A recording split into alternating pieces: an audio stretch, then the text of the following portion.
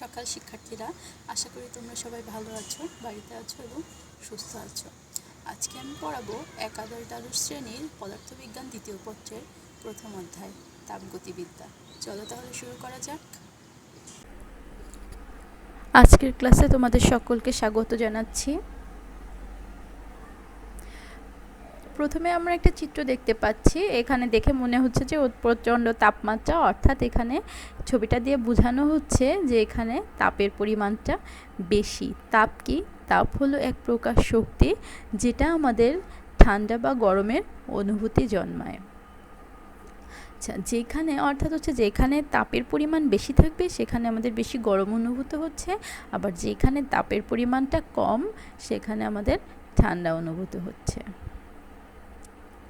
এরপরে আমরা আরেকটা ছবি দেখতে পাচ্ছি। এই ছবিটা যদি আমরা খেয়াল করি, আমাদের এই যে দুইটা পাত্রে এবং পাত্রের ভেতর যে কিছু সংখ্যক সাদা এবং লাল রঙের বলই কল্পনা করি যে বস্তুগুলো আছে, দেখতে কোনটা বেশি ভালো লাগছে, প্রথমটা নাকি দ্বিতীয়টা?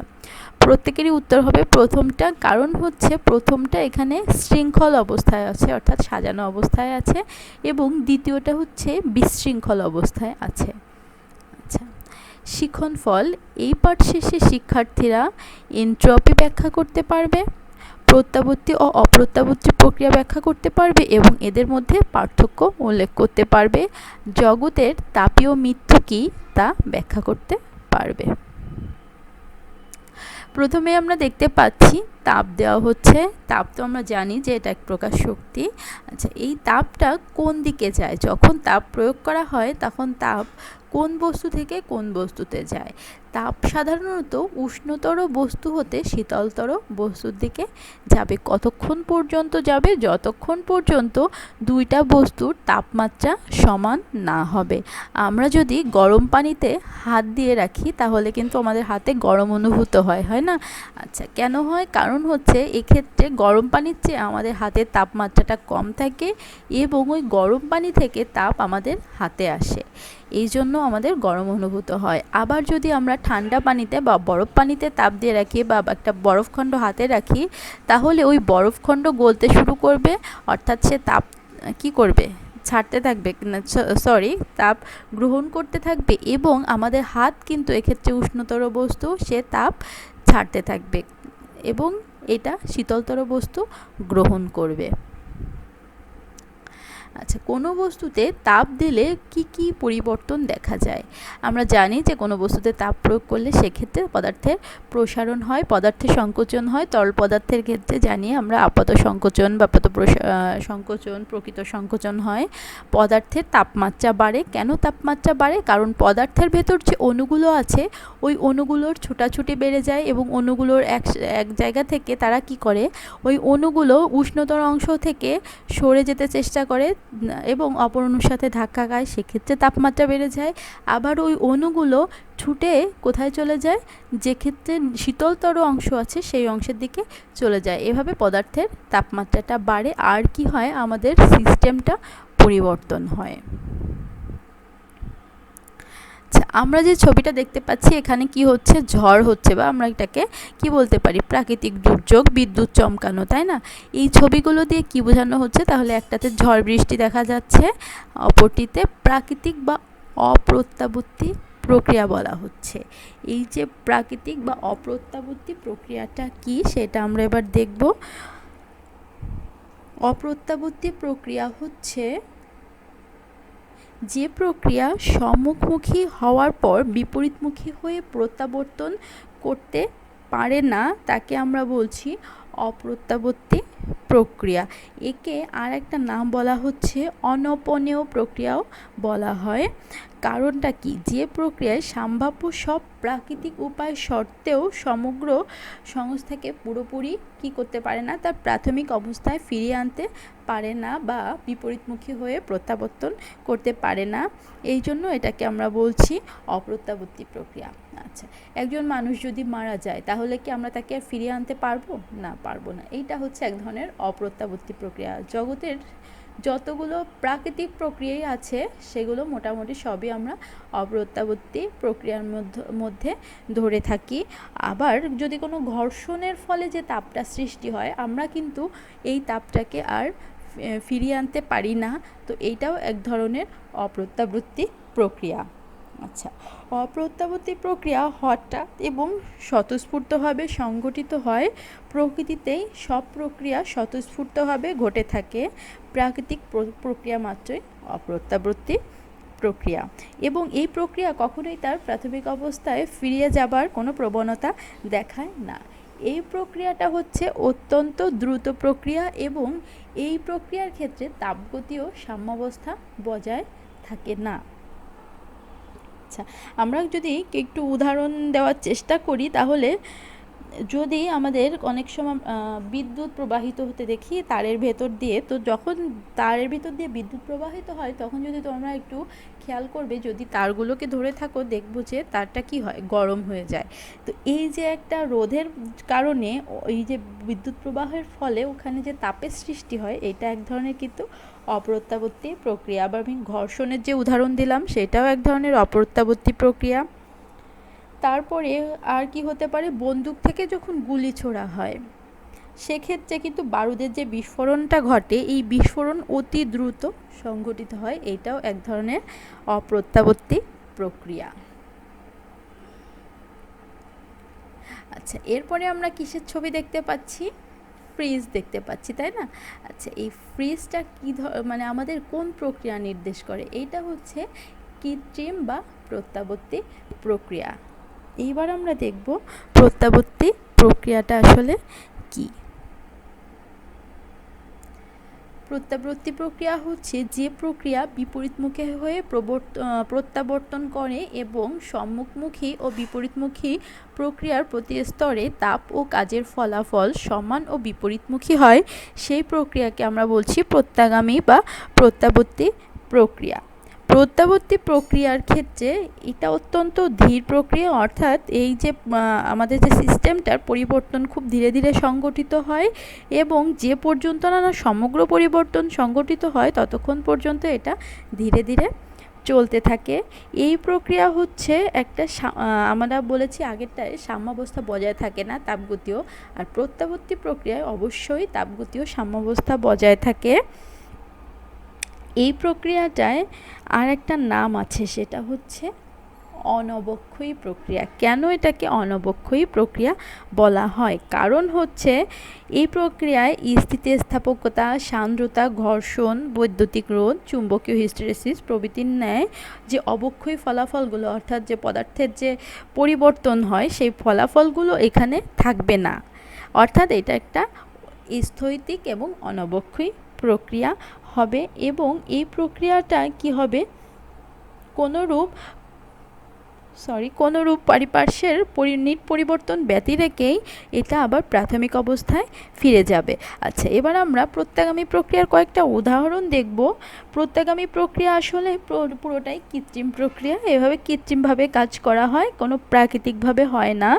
এই ক্ষেত্রে যদি আমরা সাধারণ চাপে ও 0 ডিগ্রি সেলসিয়াস বা 273 কেলভিন তাপমাত্রায় কিছু পরিমাণ বরফ পানিতে পরিণত হতে যে তাপ শোষণ করবে, ওই পরিমাণ পানি বরফে পরিণত হতেও কিন্তু একই পরিমাণ তাপ বর্জন করে। এইটাই হচ্ছে এক ধরনের প্রত্যাবর্তী প্রক্রিয়া, অর্থাৎ হচ্ছে 0 ডিগ্রি সেলসিয়াস তাপমাত্রার বরফ 0 ডিগ্রি সেলসিয়াস তাপমাত্রায় পানিতে পরিণত হতে যে তাপ গ্রহণ করে, আর 0 ডিগ্রি সেলসিয়াস তাপমাত্রার পানি 0 ডিগ্রি সেলসিয়াস তাপমাত্রার বরফে পরিণত হতেও একই পরিমাণ তাপ বর্জন করে।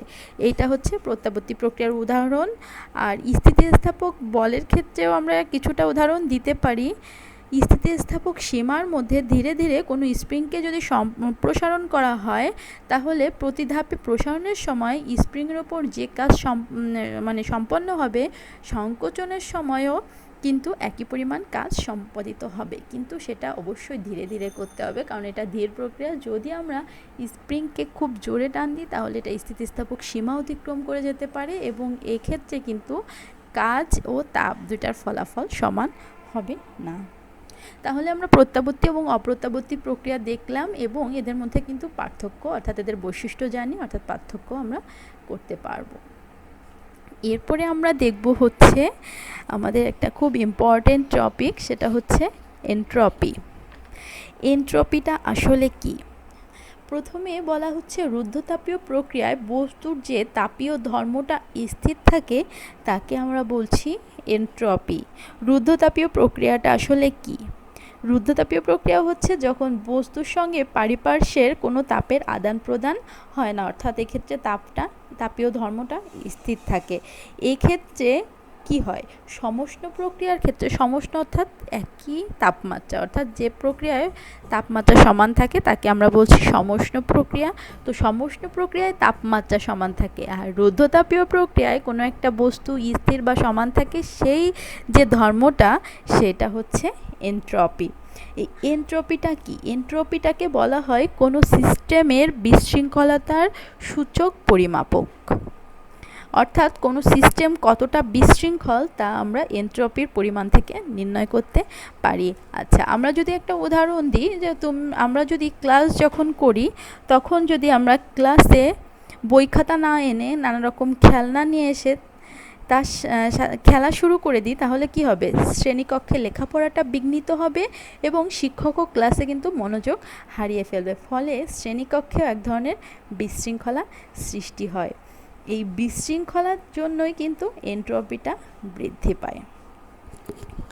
আচ্ছা, এনট্রপিটা হচ্ছে বস্তুর একটি ভৌত ধর্ম। আমরা যখন রুদ্ধতাপীয় প্রক্রিয়ায় কোনো গ্যাসকে সংকুচিত করা হয় তখন কিন্তু কিছু কাজ করা হয়, ফলে গ্যাসের গতিশক্তি এবং তাপমাত্রা দুইটাই বৃদ্ধি পায়। আবার যখন ওই রুদ্ধতাপীয় প্রক্রিয়ায় ওই গ্যাসকে প্রসারিত হতে দেওয়া হয় তখনও কিন্তু গ্যাসকে কিছু পরিমাণ কাজ করতে হয়।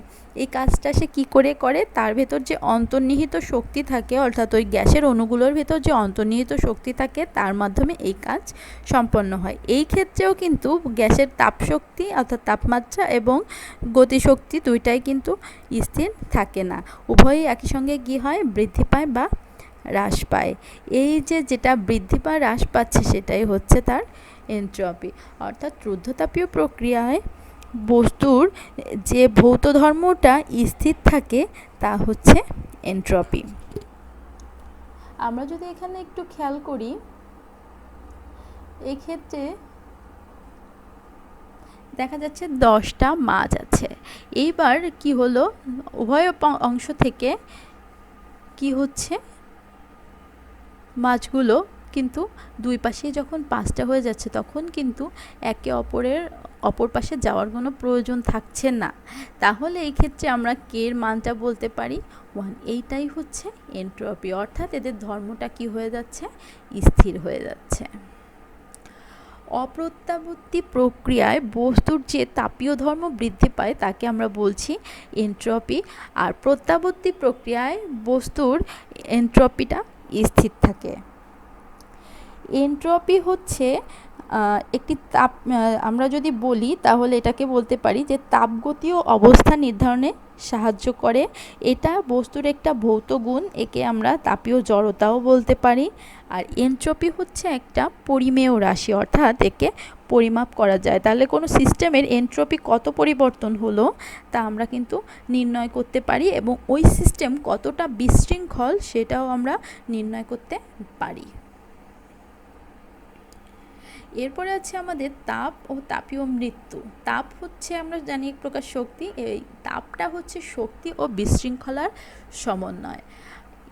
এরপরে আছে জগতের তাপীয় মৃত্যু। জগতের তাপীয় মৃত্যুটা কি? প্রাকৃতিকভাবে জগতের এনট্রপি আমরা জানি, কারণ আমাদের সব প্রক্রিয়া হচ্ছে প্রাকৃতিক, সব প্রক্রিয়া হলো অপ্রত্যাবর্তী প্রক্রিয়া। এই অপ্রত্যাবর্তী প্রক্রিয়ায় এনট্রপিটা কি হয়, বৃদ্ধি পায়। তাহলে প্রাকৃতিকভাবে জগতের এনট্রপি বৃদ্ধি পাচ্ছে, এবং এনট্রপি বৃদ্ধি পেয়ে যখন সর্বোচ্চ পর্যায়ে পৌঁছাবে তখন সব কিছু, যেমন পৃথিবী ও সূর্য এর তাপমাত্রা যদি সমান হয়ে যায় তাহলে কি হবে, তাহলে কিন্তু এদের ভেতর আর কোনো আদান প্রদান হবে না। যদি শক্তির আদান প্রদান না হয় তাহলে শক্তি কিন্তু এক রূপ থেকে অন্য রূপে রূপান্তরিত হবে না, অর্থাৎ তাপশক্তি আর যান্ত্রিক শক্তিতে রূপান্তরিত হবে না। যদি না হয় তাহলে আমরা কিন্তু কোনো কাজও সম্পন্ন করতে পারবো না। এই অবস্থাকেই বলা হচ্ছে জগতের তাপীয় মৃত্যু।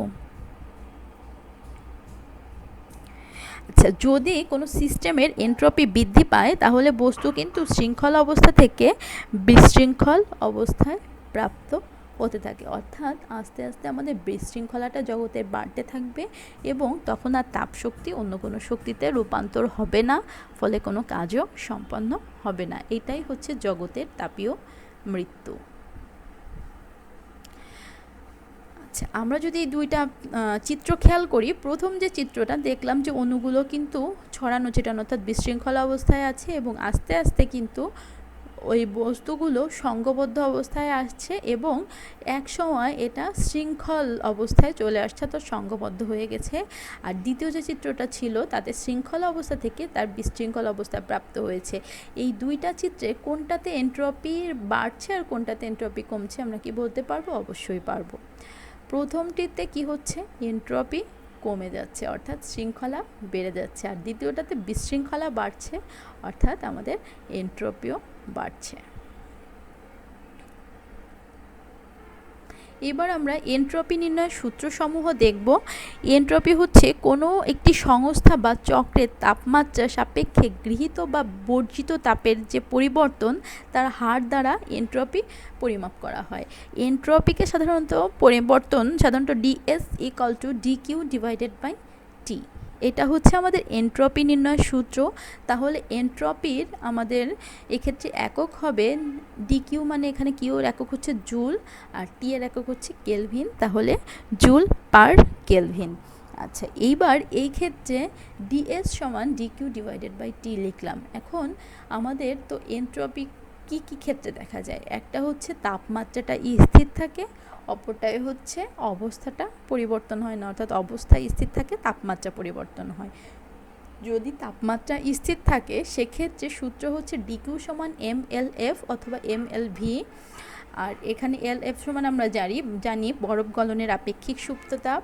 আর যদি পরিবর্তনশীল তাপমাত্রা হয় সেই ক্ষেত্রে এনট্রপির পরিবর্তন ডিএস সমান T1, লিমিট থাকবে আমাদের ইন্টিগ্রেশনের T1 থেকে T2 পর্যন্ত ডিকিউ ডিভাইডেড বাই টি। এক্ষেত্রে ডিকিউ সমান হচ্ছে MS ডেল টি বা MS ডেল থিটা। বাড়ির কাজ, 0 ডিগ্রি সেলসিয়াস তাপমাত্রা 600 গ্রাম বরফকে শুধুমাত্র গলানো হলে এনট্রপির পরিবর্তন কত হবে? বরফ গলনের আপেক্ষিক সুপ্ততাপের মানটা দেওয়া আছে। আচ্ছা, এই ক্ষেত্রে আমরা কি করছি? 0 ডিগ্রি সেলসিয়াস তাপমাত্রার বরফকে গলানো হচ্ছে, অর্থাৎ 0 ডিগ্রি সেলসিয়াস তাপমাত্রার পানিতে পরিবর্তন করা হচ্ছে। এক্ষেত্রে কিন্তু বস্তুর অবস্থার পরিবর্তন হচ্ছে, তাপমাত্রার কোনো পরিবর্তন হচ্ছে না। তাহলে ডিএস সমান হচ্ছে dQ divided by T entropy. আচ্ছা, ডিকিউ তাহলে হবে MLF, এম এর মান 600 গ্রাম, ওকে আমরা কেজি করে নিব। LF এর মান আমরা দেওয়া আছে আপেক্ষিক সুপ্ত তাপ, আর হচ্ছে তাপমাত্রা হবে 0 ডিগ্রি সেলসিয়াস মানে 273 কেলভিন, অর্থাৎ ওটাকে কেলভিনে করে নিতে হবে। আর দ্বিতীয় অঙ্কটা যেটা 10 ডিগ্রি সেলসিয়াস তাপমাত্রার 5 কেজি পানিকে 100 ডিগ্রি সেলসিয়াস তাপমাত্রায় উন্নীত করতে এনট্রপির পরিবর্তন কত? দ্বিতীয় যে অঙ্কটা, এক্ষেত্রে কিন্তু আমাদের অবস্থার পরিবর্তন হয়নি কিন্তু তাপমাত্রা পরিবর্তন হয়েছে। সেক্ষেত্রে আমাদের এখানে ইন্টিগ্রেশনের মাধ্যমে ওই অংশের তাপমাত্রাটা বের করতে হবে, এনট্রপিটা বের করতে হবে। আমরা জানি ডিএস সমান হচ্ছে ইন্টিগ্রেশন লিমিট হচ্ছে T1 থেকে T2 পর্যন্ত ডিকিউ ডিভাইডেড বাই টি। এক্ষেত্রে ডিকিউ সমান আমরা জানি MS ডেল টি, আর ওইখান থেকে আর আমাদের এখানে লিমিটের যে তাপমাত্রা T1 সমান হবে 283 কেলভিন এবং 100 ডিগ্রি বলতে T2 সমান হবে 373 কেলভিন। এখান থেকে আমরা ডিএস এর মানটা বের করতে পারি। আশা করি তোমরা গাণিতিক সমস্যার সমাধান করতে পারবে। আজকে এ পর্যন্তই, ধন্যবাদ সকলকে।